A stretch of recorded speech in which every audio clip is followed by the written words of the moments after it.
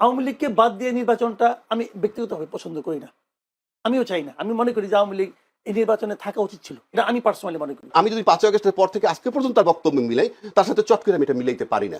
মানে এত অশালীন ভাষায় 2 দিন পরে ভোট, এইটা বললে ভোট বাড়বে না কমবে এইটুক সেন্স তার নাই। অর্থনৈতিকভাবে আপনি মেরে ফেলে দিচ্ছেন। বাংলাদেশের সমস্ত টাকা ইন্ডিয়াতে পাচার হয়ে গেল, ইন্ডিয়া এখন সেই টাকা ইউজ করতেছে আমার ইলেকশনের বিরুদ্ধে। বাট জামাতের সাথে আমেরিকা আছে, তার মানে হচ্ছে এই জামাত ক্ষমতায় গেলে যেতেও পারে, এরকম একটা ব্যাপার, এরকম একটা আতঙ্ক বোধহয় ঢুকেছে। তাহলে এই সমস্ত বিষয়গুলো আসতেছে কেন? এই জন্য অনেক কিছু আসে যায়, যে এই জন্য যারা ভোটার না তারা রাস্তায় নেমেছে। রাজ্জাকি ভাই বললেন যারা রাস্তায় নেমেছে তারা কি ভোটার? এইটুক সেন্স তার নাই, বাড়বে না কমবে। 1 2 আপনি মাঠে যারা নামলো, হ্যাঁ, তারা কি জামাতের ভোটার? আদৌ জামাতের ভোটার? আমরা তো দেখছি মাঠে কারা নামছে প্রতিবাদে। হ্যাঁ, তারা কি মাত্র জামাতের ভোটার? কোশ্চিন কালে তারা ভোট দিবে না, শুধু এমনি জামাতকে অপোজ করবে। আপনি যদি জামাতের ভোটাররা মাঠে নেমে বলে আমি জামাত করতাম, আফটার দ্যাট স্টেটমেন্ট আমি জামাতকে রিজেক্ট করছি, কথার কথা বলছি আমি। যারা নামছে মাঠে ফরগটছে তারা কেউ জামাতের ভোট দেয় না, দিবেও না, আমিও দিব না জামাতকে ভোট, আমি তো টিভিতে বলছি। তাহলে যারা বলতেছে জামাতের বিরুদ্ধে বলুক, তার রাইটও আছে বলার, কিন্তু তারা তো ভোটার না। এটা কোনো ইম্প্যাক্ট হবে কিনা আমি জানি না। কেন আমি বলি, এর ভিতরে এমন কথাও আছে, এই সব কিন্তু ফেসবুক বেসড। এই মিছিল টিছিল, ছাত্রদল মিছিল করছে, মিটিং করছে, রাইট আছে, আপনি করতেই পারেন। পাশাপাশি কিন্তু আমি আপনার কাছে আবার আসি। না না, পাশাপাশি কিন্তু মাঠে শিবিরও নামছে, শিবির নামছে তার সাথে। কিন্তু প্রশ্ন হচ্ছে আর একটা কথা বলছে যে সেন্ট মার্টিনও ইস্যু আনছে, যে জামাতের সাথে আতাত হয়ে গেছে। কিন্তু এখানে মেসেজ কোনটা যায় জানেন? সেন্ট মার্টিন ইস্যুটা আমার কাছে ইম্পর্টেন্ট না, বাট জামাতের সাথে আমেরিকা আছে, তার মানে হচ্ছে এই জামাত ক্ষমতায় গেলে যেতেও পারে, এরকম একটা ব্যাপার, এরকম একটা আতঙ্ক বোধহয় ঢুকেছে। তাহলে এই সমস্ত বিষয়গুলো আসতেছে কেন? যদি বিএনপি আর জামাত একসাথে থাকতো, আওয়ামী লীগ থাকলে তখন কিন্তু খুব স্বাভাবিক হতো, এবং তখন আর এই নারী প্রসঙ্গও আসতো না, এত অধ্যত্বের সঙ্গে গালিগালাজের প্রসঙ্গ আসতো না, ঠোঁট ছিঁড়ে ফেলবো, জিপ ছিঁড়ে ফেলবো ইত্যাদি আসতো না। তো ঠোঁট জিপ ছেঁড়া হচ্ছে কখন? রাজ্জাকি ভাই যখন বললেন জামাত বানাইলেই কি না বানাইলেই কি, কারণ এটা তো ভোটের ব্যাপার ইত্যাদি, বানাইলেই কি বা না বানাইলেই কি, অনেক কিছুই কি, কারণ এটা হচ্ছে সাম্প্রদায়িক রাজনীতি, ধর্মভিত্তিক রাজনীতি একটা দেশকে পেছনের দিকে নিয়ে যায়। ভাই আমার আল্লাহ তো আমার, আপনার আল্লাহ তো আপনার, ব্যক্তিগত বিশ্বাস ভালোবাসার জায়গা, তার সাথে কি আপনার দেনা পাওনা, হাসরের ময়দানে কি হবে না হবে সেটা তো আপনার আর তার।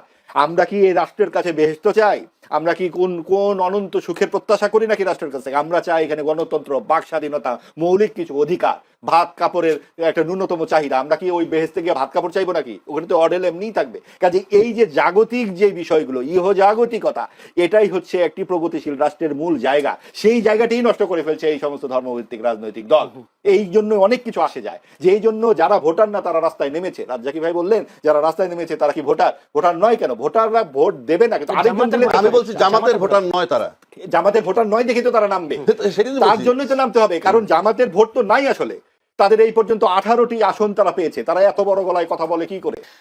যদি মাহবুব আজিজ ভাইয়ের কথায় যদি বলি, এভাবে 5 আগস্টের পর ইতিহাস বিকৃত হচ্ছে, অন্ধকারে নিমজ্জিত করার একটা চেষ্টা চালানো হচ্ছে। যদি মির্জা ফখরুল আজকেও বলেছেন যে জামাত ইসলামী বাংলাদেশকে সামনে এগোতে দিতে চায় না, তারা দেশটাকে আফগানিস্তান বানাতে চায়, তার মানে জামায়াতের প্রতি দোষটা দিচ্ছে। আমার কাছে না খুব বিরক্ত লাগে বিষয়গুলো আলাপ করতে। আমি কেন এই আলাপগুলো করবো? আপনার মানে আমরা এখানে বসছি মনে শুধু জামাত নিয়ে আলাপ করতেছি, বিএনপি নিয়ে তো অনেক কিছু না না না বলতেছি। কেন মনে হয় জানেন? গত 16 বছর যে আওয়ামী লীগ ক্ষমতায় ছিল না, অফিসিয়ালি কিন্তু তার বিরোধী দল ছিল জাতীয় পার্টি, কিন্তু চলনে বলনে কহনে শুধুই ছিল বিএনপি। অর্থাৎ বিএনপির 16টা বছর আওয়ামী লীগই টিকায় রাখছে আলোচনা করে, জাতীয় পার্টি কিন্তু টিকে নাই, জাতীয় পার্টি কিন্তু বিরোধী দল। আমার কাছে আজকেও মনে হইতেছে যে আমরাই বোধহয় খালি জামাতকে টিকায় রাখতেছি, মানে এই জামাত নিয়ে আলাপ করতে।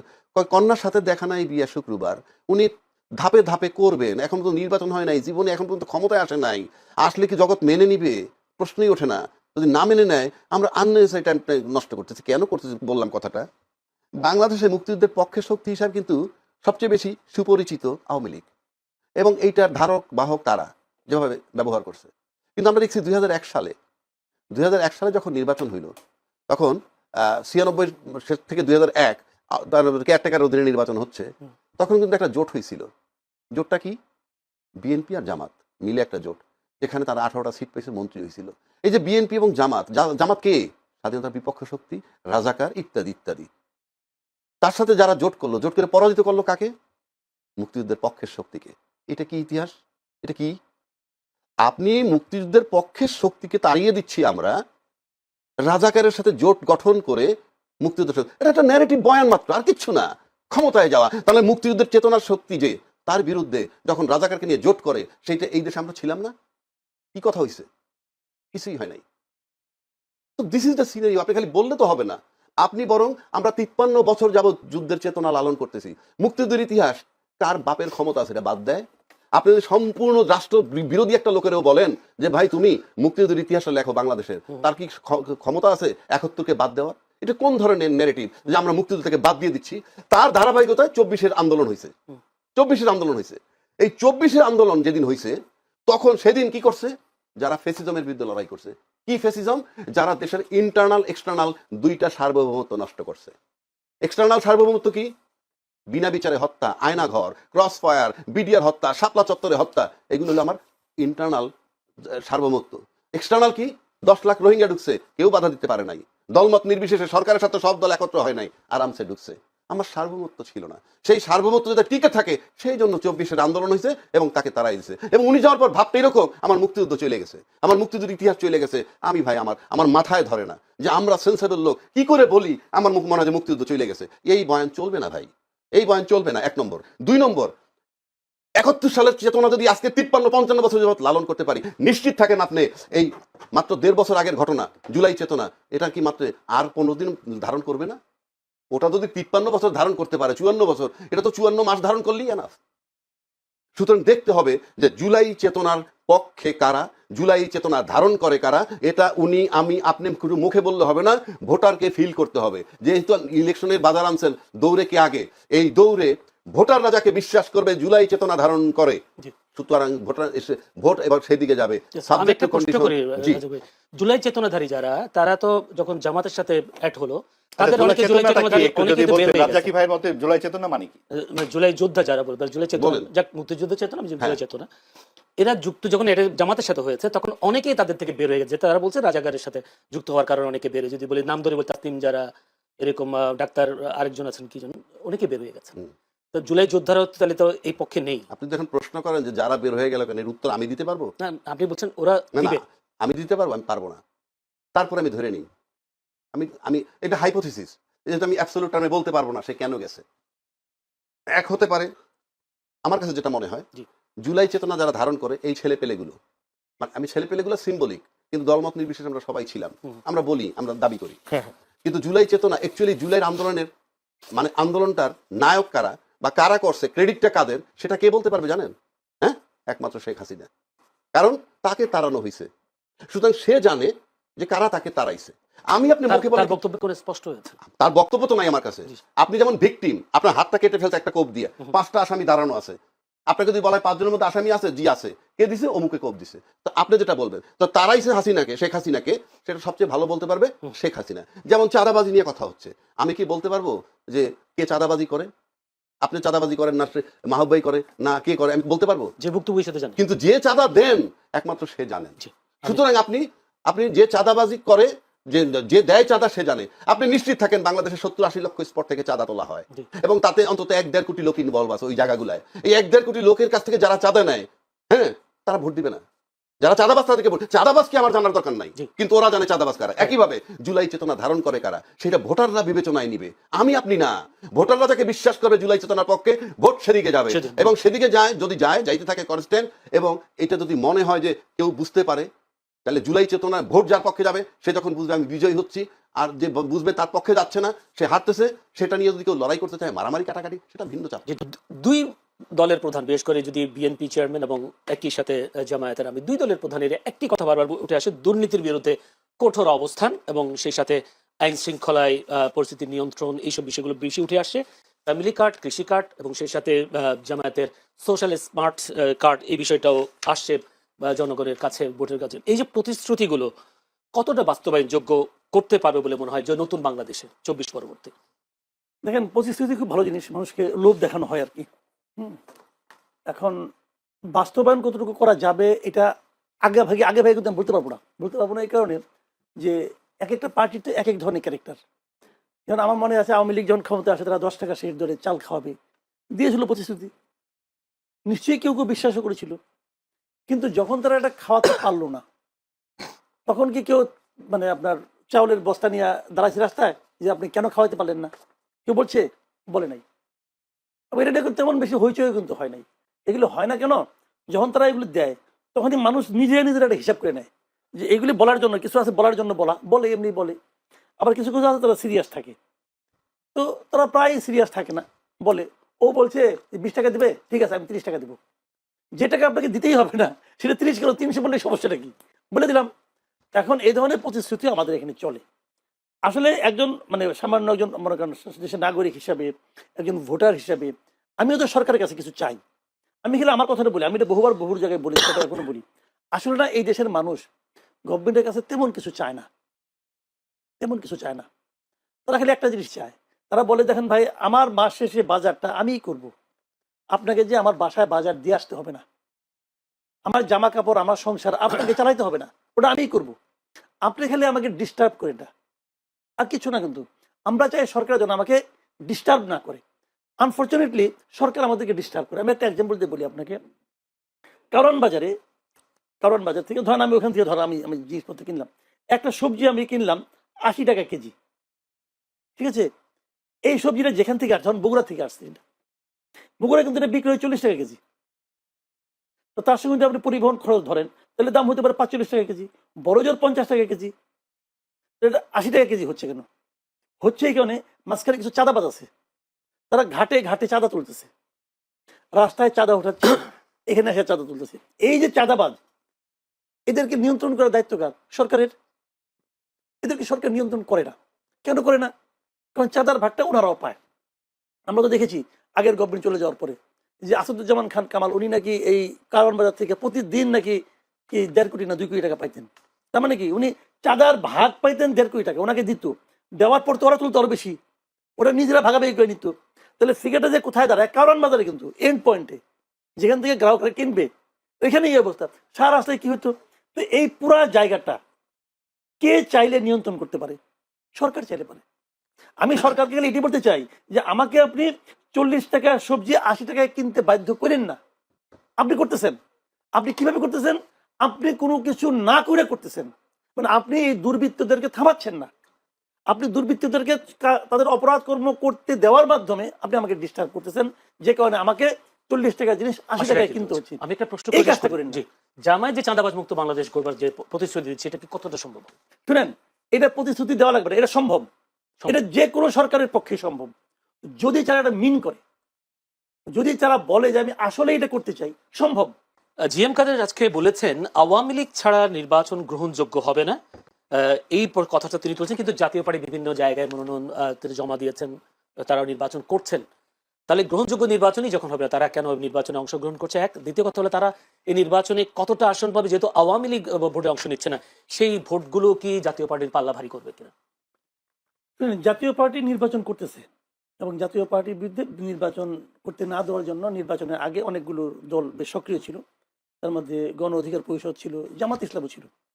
তারা বারবার বলেছে জাতীয় পার্টিকে যেন নির্বাচন করতে না দেওয়া হয়। জাতীয় পার্টি নির্বাচন করতেছে, কিন্তু তারা খুব বেশি একটা যে আলোচনায় আছে, বড় বড় মিটিং করছে, সেরকম আমি অতটা দেখছি না, তাদের গণসংযোগ অত বেশি দেখছি না। তার মধ্যে জাতীয় পার্টির জিএম কাদের কিছু কিছু কথাবার্তা বলতেছেন। তার দুটো কথা বেশ আমার কাছে মনে হলো যে আলোচনার মতো। প্রথম উনি বললেন যে উনি না ভোটের পক্ষে কথা বলছেন, আমরা না ভোট দিব। না ভোটের পক্ষে সরাসরি বলার মতো লোক আমি এই প্রথম একজন লিডারকে ওনাকে দেখলাম। অনেকেই বলছেন বিএনপির পক্ষ থেকেও বলছে অনেকে না ভোট, সরাসরি তা বলেন। জয়নুল আবেদিন ফারুকের একটা তথ্য দেখলাম, সেটা আমি সেটা দেখি। হাফিজও বলছেন, হ্যাঁ মেজর হাফিজউদ্দিনও বলছেন না ভোট কেন, গণভোট কেন। না ভোটের জন্য প্রচারণার কথাটা আমি অনেকে চুপচাপ বলছেন, আরেক ধারে বলছেন আমি কেন বলবো, আপনাদের সিদ্ধান্ত, এগুলি বলছেন। মির্জা আব্বাসকে দেখলে বলতেছেন আপনাদের যেটা ইচ্ছুটা দিবেন আমাকে। তো উনি না ভোটের কথা সরাসরি উচ্চারণ করছেন এবং দলীয় প্রধান হিসেবে এটা একটা বড় ব্যাপার। আজকে আবার বলতেছেন যে আওয়ামী লীগ ছাড়া নির্বাচন বৈধ হবে না। তো আপনি যথার্থ প্রশ্ন করছেন, যদি নির্বাচনটা অবৈধ হয় সেই নির্বাচনে আপনি অংশ নিচ্ছেন কেন? এই প্রশ্ন কিন্তু আপনি করতেই পারেন। আমার কি মনে হয় জানেন, উনি বোধহয় সম্ভবত আলোচনায় আসতে চাইছেন যে এগুলো আমি বলবো, লোকে আমাকে নিয়ে আলোচনা করবে, একটু মানে আমি কভারেজ পাবো। এটা আওয়ামী লীগকে বাদ দিয়ে নির্বাচনটা আমি ব্যক্তিগতভাবে পছন্দ করি না, আমিও চাই না। আমি মনে করি যে আওয়ামী লীগ এই নির্বাচনে থাকা উচিত ছিল, এটা আমি পার্সোনালি মনে করি। কিন্তু সরকার একটা নির্বাহী আদেশে আওয়ামী লীগের রাজনৈতিক কর্মকাণ্ড স্থগিত করছে। এখন স্থগিত করার কারণে আওয়ামী লীগের নির্বাচন অংশ নিতে পারছে না। এই যে সরকারি নির্বাহী আদেশে স্থগিত করছে, এটাও আমি পছন্দ করি না। আমি মনে করি সরকার এই কাজটা অন্যায় করেছে, ভুল না কিন্তু অন্যায় করেছে। আওয়ামী লীগকে যদি আপনি বাদ দিতে চান, আওয়ামী লীগের বিরুদ্ধে মামলা করেছে, মামলাটা তাড়াতাড়ি শেষ করেন। মামলার কাজটা মামলা তো ভালোভাবে শুরুও হয়নি একদিনও। এখন একদিনের শুরুটা হলে আপনি তো নির্ভয়া দেশে কোনো পলিটিক্যাল পার্টির কার্যক্রম স্থগিত করা বা পলিটিক্যাল পার্টিকে নিষিদ্ধ করা, এটা আমি মনে করি এটা কালো আইন, যেটা জামাতকে করা হয়েছিল অগাস্টের 3 তারিখে 24-এর। ঠিক হয়নি কাজটা, আমি ওই দিনই বলছি, কিন্তু ওই দিনই আমি বলছিলাম এটা ঠিক হচ্ছে না। এমনকি আমি বলি আমি কোনো রাজনৈতিক দল নিষিদ্ধের পক্ষে না, হিজবুত তাহরিরকে নিষিদ্ধ করছে আমি এটারও পক্ষে না। এখন পক্ষে না তার মানে কি আমি হিজবুত তাহরির করবো না? আমি আইন অমান্য করতে চাচ্ছি না। এখন আমি এটার পক্ষে না, পছন্দ করি না, সমালোচনা করি, সবই ঠিক আছে, কিন্তু যখন আওয়ামী লীগকে নিষিদ্ধ স্থগিত করছে তখন তো আওয়ামী লীগ আর করতে পারছে না। এই জন্য আমি হাহুদাস করতে পারি, কিন্তু আমি আইন ভাঙতে পারবো না। আমার কথা হলো এটাই যে আইন পারলে আইন চেঞ্জ করবো, আইন চেঞ্জ করে আন্দোলন করবো, কিন্তু আইন তো অমান্য করতে। এখন উনি যদি মনে করেন যে এই নির্বাচনটা অবৈধ, তাহলে তো আমি মনে করি নৈতিকভাবে ওরা নির্বাচন করা উচিত না। কিন্তু অবৈধ নির্বাচনে অংশ নিচ্ছেন কেন? উনি বলতে পারেন যে এটাকে বৈধ করার জন্য আমি আগে আন্দোলন করি, আন্দোলন করে বৈধ বানিয়ে তারপরে আমি আসি, সে সাহস কি সমস্যা তো আছে নাই। কিনা? না, আমার এই জন্যই আমার মনে হয় কি এগুলো উনি বলছেন আসলে আলোচনায় আসার জন্য। আচ্ছা, উনি আমরা চাচ্ছেন যে ওনাকে বুঝতে পেরেছি আলোচনা হোক। পরিষ্কার। আমরা একটা প্রশ্ন যেটা যেমন আমি বলি এটা একটা কথা, যদি এই আলোচনা এই কথা না বলতেন তাহলে কি এই আলোচনা আপনি প্রশ্ন আমার করতেন? আপনি জি করতেন না তো। একটা প্রশ্ন করি, সেটা হচ্ছে জোরালো অবস্থান দেখছি না গণভোটে, বিশেষ করে বিএনপির পক্ষ থেকে। আপনি নিজেও বলেছেন কেউ কেউ না পক্ষেও কাজ করছেন, কিন্তু যদি না কোনো কারণে বিজয়ী হয় দেশে আওয়ামী লীগ ফিরে আসছে কিনা, আওয়ামী লীগ যদি ফিরে আসে তাহলে দেশের অবস্থা কি হবে, বা যারা এতদিন হায়ের পক্ষে ছিল তাদের শুনেন, অবস্থা কি হতে পারে? না বিজয়ী হওয়ার সঙ্গে আওয়ামী লীগে ফিরে আসার কোনো সম্পর্ক নেই। না আওয়ামী লীগ যে কোথাও ফিরে আসতে পারে, আওয়ামী লীগ তার শক্তি থেকে আসবে, এটা পলিটিক্যাল পার্টি। তো এই দেশে তো আওয়ামী লীগের প্রচুর লোক বিভিন্ন জায়গায় আছে, এখনো আছে। একশো মারা গেছে, যে লোকগুলো আওয়ামী লীগকে ভোট দেয়, যে লোকগুলিকে আওয়ামী লীগকে ভালোবাসে, যে লোকগুলিকে বঙ্গবন্ধুকে ভালোবাসে, এই লোকগুলি কি সব করবো নাকি যে উড়ে গেছে বাতাসে? উড়ে তো জানা, তারা এই দেশে আছে। তো তারা তাদের মতোই আছে, এবং তাদের সংখ্যা একদম কম না, অনেক। তাদের সংখ্যা অনেক, তাদের সংখ্যা যে অনেক, এটা তো বিএনপি এবং জামাতের কথাবার্তা শুনলেই বোঝা যায়। তারা তো এই অনেকদেরকে তাদের কাছে কিছু আনতে চায়, কাজেই তারা যে কোনো সময় ফিরে আসতে পারে। অনুকূল পরিবেশ হলেই তারা ফিরে আসবে। এখন অনুকূল পরিবেশ আমি যেটা মনে করি, আমি এই মুহূর্তে আমার যেটা অপিনিয়ন আর কি, পার্সোনাল অপিনিয়ন, আমার বিবেচনায় আওয়ামী লীগের সবচেয়ে বড় সমস্যা হলো এখন শেখ হাসিনা নিজে। উনি যতদিন থাকবেন ততদিন আওয়ামী লীগ বিকল্প নেতৃত্বের কথা ভাবতে পারবে না। এবং আওয়ামী লীগের এই যে একটা সুবিধাভোগী গ্রুপ, যে গ্রুপগুলি বিদেশ চলে গেছে, বেসিক্যালি আওয়ামী লীগের বিভিন্ন পদে ছিল, মন্ত্রী ছিল, আওয়ামী লীগের সুবিধাভোগী যারা আছে, তাদের হাতে তো বিপুল পরিমাণ টাকা, দেশের সম্পদ তো প্রায় বলতে গেলে পুরোটাই তারা লুটে নিয়ে চলে গেছে। তো ওই টাকাগুলি তো আছে তাদের কাছে, তারা এখান থেকে কিছু কিছু টাকা ছাড়বে, এখানে একটা ডিস্টার্ব করবে, এখানে একটা ঝামেলা করবে, করতে পারবে। 23 জানুয়ারি সেই বক্তব্য তো দিয়েছেন শেখ হাসিনা, অডিও বক্তব্য বলেছেন নির্বাচনকে বন্ডুল করবার জন্য, নির্বাচনকে বিঘ্ন করবার ভাই, জন্য। ওই বক্তব্য আমার কাছে কোনো গ্রহণযোগ্যতা, ওই বক্তব্য পাত্তা দেয় না। জি, ওগুলো করে ওই বক্তব্য দিয়ে যদি থাকতে পারতো তাহলে তো 2024-এর 5 আগস্টই পারতো, হলো না কেন? কিন্তু আজকে পররাষ্ট্র মন্ত্রণালয় থেকে একটা বিবৃতি দেওয়া হয়েছে বিষয়টা। এইটা পররাষ্ট্র মন্ত্রণালয় বলতেছে, ওদের বলতে দেন, এটাও আমার একটা ফালতু কাজ মনে হয়। বলুক না রে ভাই, বলতে দিবেন না কেন? আপনি আপনি বলতে দেওয়া যায় না, পররাষ্ট্র মন্ত্রণালয় বিবৃতি দিতে হবে, এই বিবৃতি দিয়ে থামাতে পারবে। বরঞ্চ এই বিবৃতি দেওয়ার মাধ্যমে প্রমাণ করা হয় যে তারা এই বক্তব্যতে ভয় পাইছে। সো ভারতীয় আধিপত্যবাদ আমরা কি কি দেখতে পাই না, আমার সমস্ত নদী উত্তরবঙ্গে আমি যাই না ভাইয়ের বাড়ি, কিন্তু আমার বাড়ির সামনে তাকে নৌকা দিত, আমরা ছোটবেলায় দেখছি। এখন সেখানে হেঁটেও কোনো পানি পাওয়া যাবে না। সো দেশটাকে ড্রাইড আপ করে দিচ্ছেন, অর্থনৈতিকভাবে আপনি মেরে ফেলে দিচ্ছেন। বাংলাদেশের সমস্ত টাকা ইন্ডিয়াতে পাচার হয়ে গেল, ইন্ডিয়া এখন সেই টাকা ইউজ করতেছে আমার ইলেকশনের বিরুদ্ধে। এগুলো আমরা কেউ দেখতে পাচ্ছি না। আমার দেশে আমার হাতিকে খুন করে ইন্ডিয়াতে কি দিলেন আপনি, তাকে কি দিলেন? এখন এই কথাটা বললে তো ভাই রাগ করবে। যদি ভাইটাকে বললেন যে মার্ডার করছে, তার বিচার হওয়া উচিত। আপনি খুনিকে আশ্রয় দিলেন কেন? শেখ হাসিনা জাতিসংঘের রিপোর্ট অনুযায়ী আমাদের সব বাদ দিলাম, জাতিসংঘের রিপোর্ট নিয়ে তার কেউ কোনো বিতর্ক করতেছে না। ভাইও তো বলে সে যে কাজ করতে হত্যা করছে, সে একটা হত্যাকারীকে আপনি ভারত আশ্রয় দিলেন, তাহলে আপনি বাংলাদেশের কতখানি ভালো চান? পাকিস্তানের ক্রিকেটের কথা বললেন, পাকিস্তান বয়কট করেনি ইন্ডিয়াকে আগে, আমি পাকিস্তান কি করছে দ্যাট ইজ হিজ ম্যাটার। আমি একটা ইন্টারন্যাশনাল ডোমেস্টিক খেলা খেলতে যাব, সেই ডোমেস্টিক খেলাতে আপনি আমাকে মুসলমান হিসাবে তারা দিচ্ছেন, বাংলাদেশটা কোন হিন্দুকে কোথায় তারা দিচ্ছে? আমরা সম্প্রীতির দেশ বলতেছেন, আমরা কোনদিন অসাম্প্রদায়িক ছিলাম? আমরা কোনদিন অসাম্প্রদায়িক ছিলাম? আপনি যে 70 সালে এলএফও করলেন, আওয়ামী লীগ তার ম্যানুফেস্টোতে দিলেন কি ইসলাম বিরোধী কোনো কিছু করবে না, তখন কোনো সমাজতন্ত্র ধর্মনিরপেক্ষতা কোথায় ছিল? 70 সালে ভোট করলেন কার ভিত্তিতে? মানুষকে আপনাকে ম্যান্ডেট দিচ্ছে এগুলো করার? আপনি 72 সালে যে সংবিধান করলেন, এই ওই জন্য বললাম যে একদিন মুক্তিযুদ্ধ এবং সংবিধান নিয়ে আসে, যেদিন যে আমি দেখায় দিব যে কোন কোন দিন হইতে। শুনেন, আমরা আমাকে এটা শেষ করতে দাও, আপনারা সবাই বলতে পারেনি তো ভাই, আপনারা সবাই একবার আমি